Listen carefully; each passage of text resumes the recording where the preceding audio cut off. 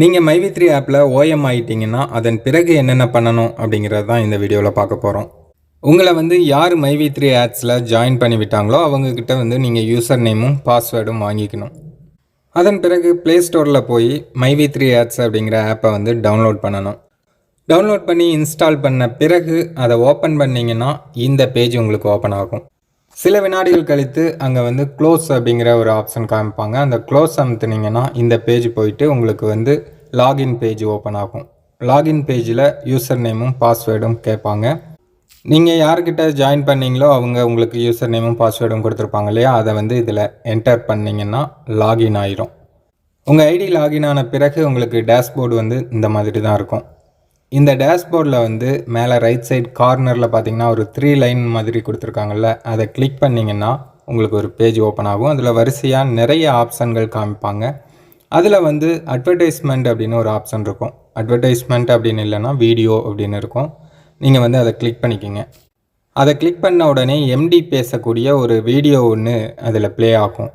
அதில் எம்டி என்ன சொல்கிறார் அப்படிங்கிற விஷயத்த நீங்கள் தெளிவாக கேட்டிங்கனாலே போதும். மைவி3 ஆப்பை எப்படி யூஸ் பண்ணணும் அப்படிங்கிற விஷயம் உங்களுக்கு தெரிஞ்சிடும்.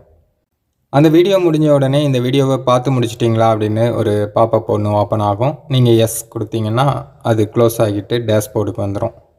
டேஷ்போர்டில் மீண்டும் அதே ரைட் சைட் கார்னரில் அந்த 3 லைன் பட்டன் அமுத்துனீங்கன்னா மறுபடியும் அதே மாதிரி நிறைய ஆப்ஷன் காமிப்பாங்க. அதில் மறுபடியும் வீடியோ அப்படின்னு ஒரு ஆப்ஷன் இருக்கும். அந்த வீடியோவை கிளிக் பண்ணிங்கன்னா அந்த அன்னைக்கு என்ன வீடியோ நம்மளுக்கு மெசேஜாக கொடுக்குறாங்களோ அந்த வீடியோ ப்ளே ஆகும். அந்த வீடியோவை நீங்கள் பார்த்துட்ருக்கும்போது சில வினாடிகளுக்கு ஒரு முறை பார்த்தீங்கன்னா இந்த வீடியோவை பார்த்துட்ருக்கீங்களா அப்படின்னு ஒரு கேள்வி ஒன்று கேட்பாங்க. நீங்கள் அதுக்கும் எஸ் அப்படிங்கிறத கிளிக் பண்ணிகிட்டே இருக்கணும். அதை நீங்கள் கிளிக் பண்ணாமல் விட்டிங்கன்னா என்ன ஆகும் அப்படின்னு கேட்டிங்கன்னா வீடியோ மறுபடியும் ஃபஸ்ட்டில் இருந்து ப்ளே ஆகும். அதனால் நீங்கள் வீடியோ பார்த்துட்ருக்கும்போது அந்த கேள்வி கேட்கும்போது எஸ் அப்படிங்கிற ஆப்ஷனை கிளிக் பண்ணுங்கள். கடைசியாக இந்த வீடியோவை பார்த்து முடிச்சிட்டிங்களா அப்படின்னு ஒரு கேள்வி கேட்பாங்க. அதுக்கும் எஸ் அப்படின்னு கொடுத்தீங்கன்னா மறுபடியும் டேஷ்போர்டு வரும். அதுக்கப்புறமா மீண்டும் அதே மாதிரி ரைட் சைட் கார்னரில் அந்த 3 லைனை கிளிக் பண்ணிங்கன்னா கீழே அட்வர்டைஸ்மெண்ட் அப்படின்னு ஒரு ஆப்ஷன் காமிப்பாங்க. அதை கிளிக் பண்ணி நீங்கள் வீடியோ ஆட் பார்க்க ஆரம்பிக்கலாம்.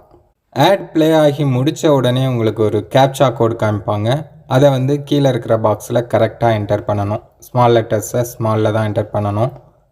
அதை கரெக்டாக என்டர் பண்ணும்போது அந்த விளம்பரத்துக்கான தொகை உங்கள் வாலெட்டில் ஆட் ஆயிரும். அதாவது 2 ரூபானா 2 ரூபா, 3 ரூபானா 3 ரூபா அது ஆட் ஆகும்.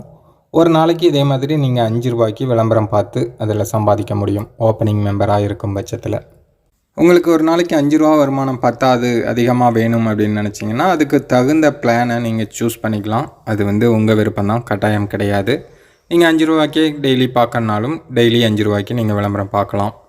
அது மட்டும் இல்லாமல் உங்களுக்கு கீழே ஆட்களை சேர்த்து விடும்போது அதுலேயும் உங்களுக்கு பெனிஃபிட் இருக்குது. சரி, ஓப்பனிங் மெம்பராக சேர்ந்த பிறகு நீங்கள் என்னென்ன விஷயங்கள் பண்ணணும் அப்படிங்கிறது இப்போ உங்களுக்கு தெளிவாக புரிஞ்சு